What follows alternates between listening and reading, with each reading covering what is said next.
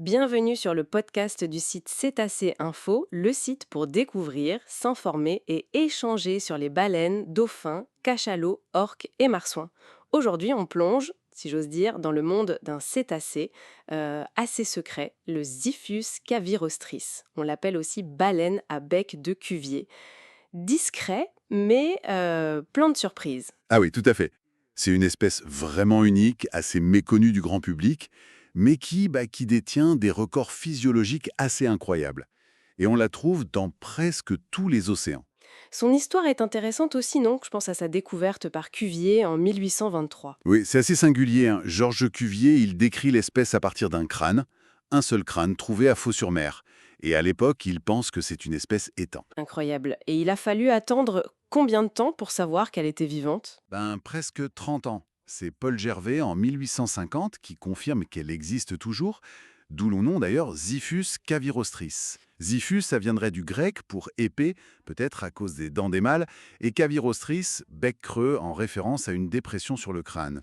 Justement, ce crâne, il a une particularité chez les mâles, ce bassin prénasal. Exactement, une sorte de creux devant les vents propre au mâle adulte. Sa fonction précise, bon, elle est encore un peu débattue, peut-être pour les colocations ou la reconnaissance entre eux. Parlons un peu de son look général. Une taille moyenne, c'est ça? 5 mètres et demi, 7 mètres? Oui, entre 5,5 et 7,5 mètres environ, pour 2 à 3 tonnes. Un corps assez robuste, fusiforme, typique du bon nageur. Mais ce qui est frappant, c'est sa couleur. Ah oui, extrêmement variable. Tout à fait. Ça peut aller du jaune-marron dans l'Indo-Pacifique au gris bleuté dans l'Atlantique, et puis ça change aussi avec l'âge. Les jeunes sont plutôt sombres. Et les adultes plus clairs. Voilà. Et les vieux mâles, eux, peuvent devenir très pâles, surtout la tête, qui peut être presque blanche. Et leur corps est souvent couvert de lignes blanches. Des cicatrices, on imagine. Oui, des cicatrices très linéaires, parallèles. On pense que ça vient des combats entre mâles, avec leurs fameuses dents. Les dents. Un autre point très spécifique. Racontez-nous. Alors là, c'est un cas de dimorphisme sexuel très marqué, c'est-à-dire une différence nette entre mâle et femelle. Seuls les mâles adultes ont deux dents coniques d'environ 8 centimètres. 8 centimètres. Oui, à l'avant de la mâchoire du bas. Et elles sont visibles même quand la bouche est fermée. Elles dépassent un peu.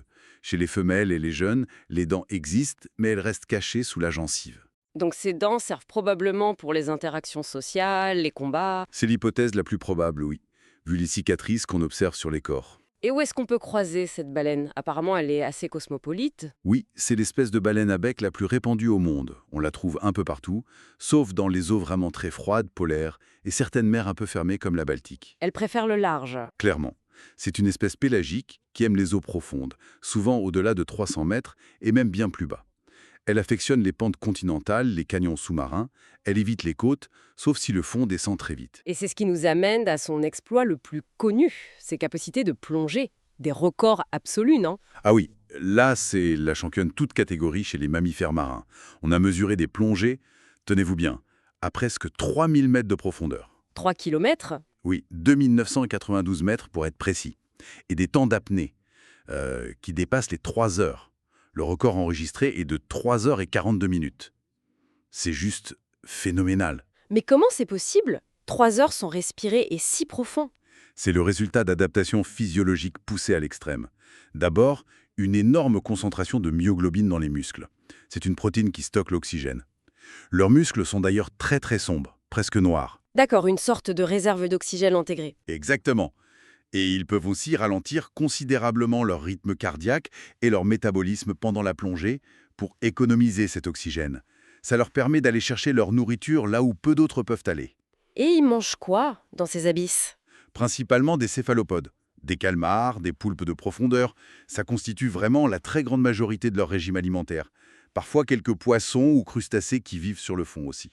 Et comment ils les repèrent dans le noir complet? Grâce à un système d'écholocation très sophistiqué.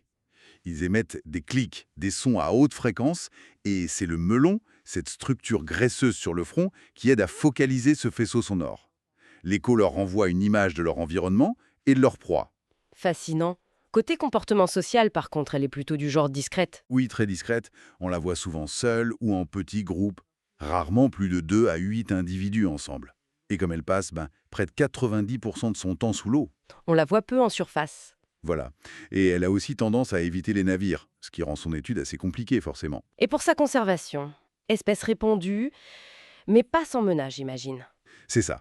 Globalement, l'UICN la classe en préoccupation mineure parce que la population mondiale est estimée à plus de 100 000 individus. C'est pas mal. Mais, Mais, localement, c'est différent.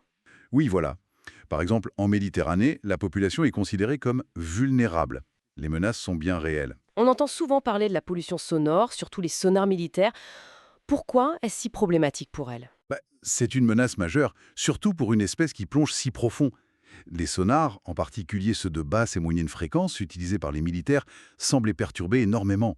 On pense que ça peut provoquer une sorte de panique. Qui les ferait remonter trop vite en... Oui, ou les pousserait à fuir vers des zones dangereuses sur les côtes. Ça a été lié à des échouages massifs et simultanés dans certaines zones après des exercices navals. Il pourrait aussi y avoir des effets physiologiques directs, un peu comme un accident de décompression chez les plongeurs. C'est terrible. D'autres menaces? Oui, malheureusement.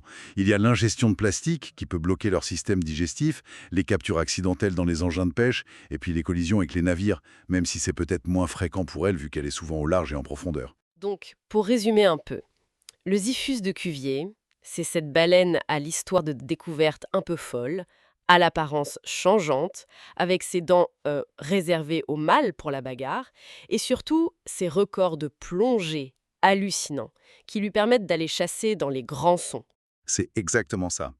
C'est une espèce qui nous montre jusqu'où l'adaptation des mammifères au milieu marin peut aller, et sa vulnérabilité au bruit, malgré sa large répartition, nous rappelle que nos activités humaines ont un impact même dans les zones les plus reculées de l'océan. Il faut vraiment faire attention. Oui, ça donne à réfléchir quand on pense à tout ce qu'on ignore encore sur sa vie dans ces profondeurs extrêmes. Que découvrirait-on si on pouvait vraiment passer du temps à ses côtés dans son univers flim? Fascinant. Merci beaucoup pour cet éclairage passionnant et merci à toutes et à tous pour votre écoute. Retrouvez plus d'actualités et d'informations sur cetacé.info. N'hésitez pas à vous abonner pour ne pas manquer nos prochains épisodes et discussions approfondies. À bientôt.